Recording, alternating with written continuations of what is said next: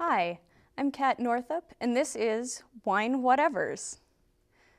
In the community of Helena, we're often finding ourselves getting more and more drawn into wine events, wine for the holidays, wine for friends, and really, it's not nearly as complicated as we'd like it to be, or as the world would make it seem.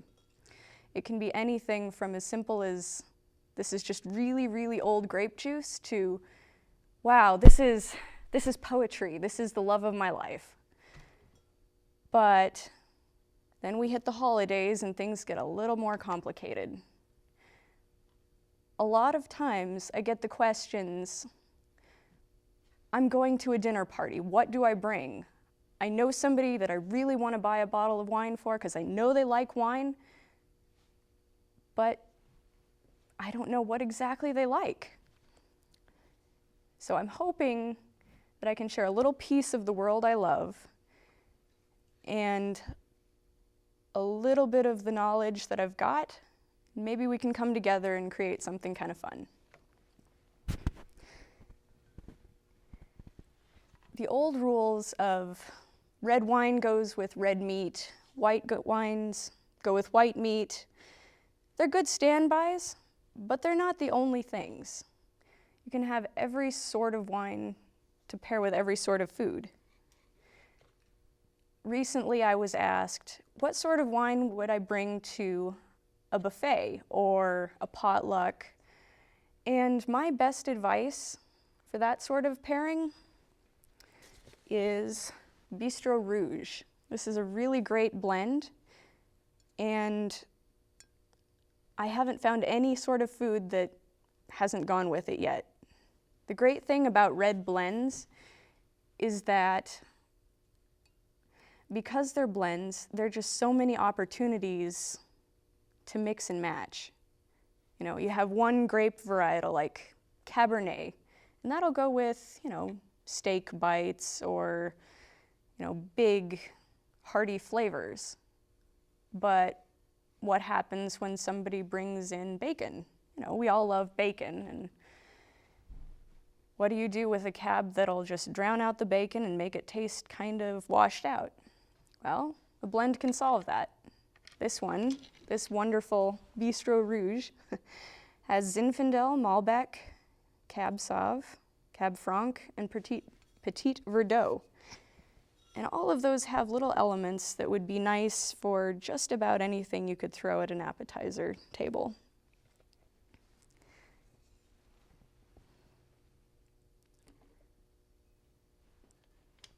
The next question people might have is, well, I know people like white wines. What do I do if they're bringing something like shellfish, or if you're having crab legs with the holidays? And, the go-to is a French white, and those are usually Chardonnays. And I can tell you right now that any room you're in will be divided at least half and half. People who love Chardonnay, people who hate it. And it's always sort of a funny conversation to get into, what's Chardonnay, what's it not, So my recommendation for that is the Pic Pool, Pic Pool de Pinet. It's a French white, but the Pic Pool is actually the name of the varietal. It sits squarely between a Cabernet Sauvignon and a Pinot Grigio. Not Cabernet. Sorry. Sauv Blanc, not Cab Sauv. And it's not nearly as ferocious as the Sauv Blancs that you might find. Some of the Sauv Blanc from New Zealand is pretty aggressive and will smell a little bit like ammonia. Some people would say like cat pee. But in this wine, it's a bit more toned down. You won't find that aggressive flavor or scent, thank goodness.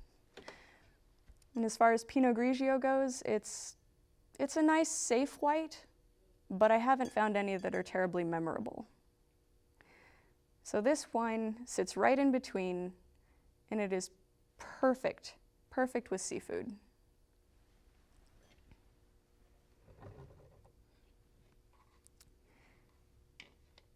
My best advice, the very best thing I can say about holidays and white wines, or really any sort of gathering and white wines, is that the weirder wine you can find, the better. It's a conversation starter. It lets people experience more variety. And the worst comes to worst, you can agree that you'd all dislike it. This wine really stole my heart this year. I love this wine. It's the Vino Terra Razzachelli, or something like that. I haven't ever met people who agreed on how to pronounce it just right. It's not a white wine, it's not a red wine, it's not a rosé, it's an orange wine. And it's from the country of Georgia. And it is phenomenal. In the glass, you'll get scents of roasted almonds, you'll get a little bit of brandy, and a lot of, say, clementine, orange peel. And it smells more like a spirit than a wine, but once you take a sip, it's all light fruit, really great acid, and it's just so refreshing and flavorful that it may not even need food to go with it.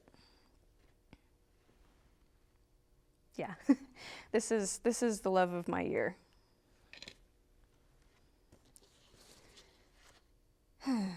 So if you're thinking about desserts and holidays, pies, apple pies, pumpkin pies, the one rule that is always a good standby is that you want whatever wine you're serving with the dessert to be sweeter than the dessert, so that the dessert itself doesn't lose flavor and can stay true to its own sweetness, and the wine doesn't get washed out and become tart, bitter, icky.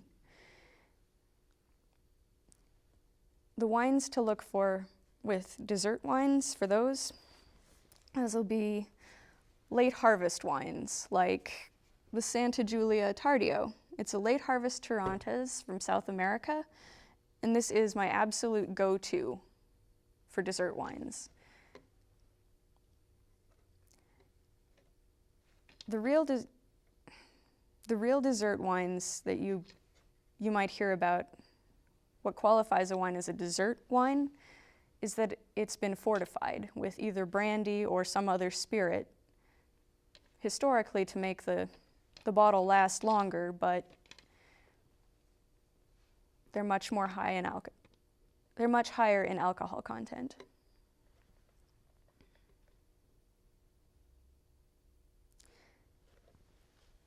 Quite often you hear people say, "Oh, I don't like wine.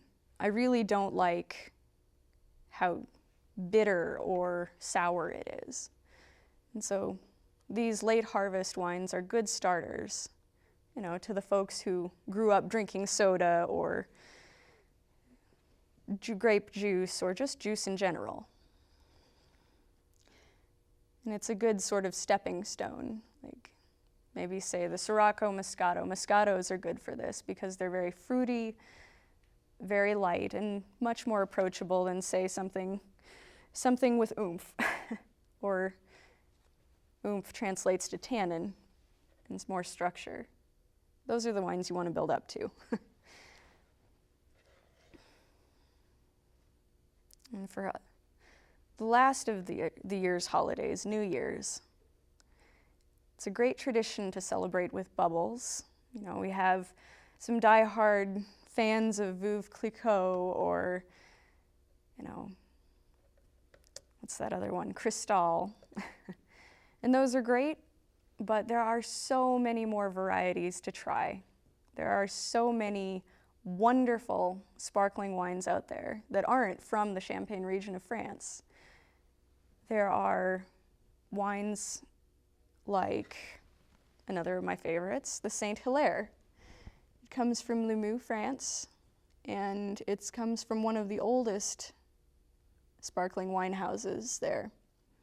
And it is delicate, slightly yeasty, like most folks would expect from a French sparkling wine, but it's fruity enough to be sort of a crowd pleaser. I love this bottle. It is my absolute go-to, and it is only, it's maybe a third of the price of something that comes from a few regions over in Champagne. But if you are absolutely bent on having a champagne, a real champagne, I would recommend the Paul Roger. It's got the yeast, it's got the personality, it's delicate.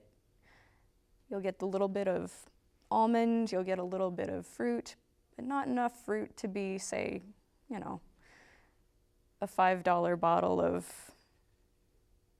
whatever's $5. But absolutely, there are so many wonderful wines to try out there for the holidays. And I'm hoping that this has shed a little bit of light on what you might want to try and what's around.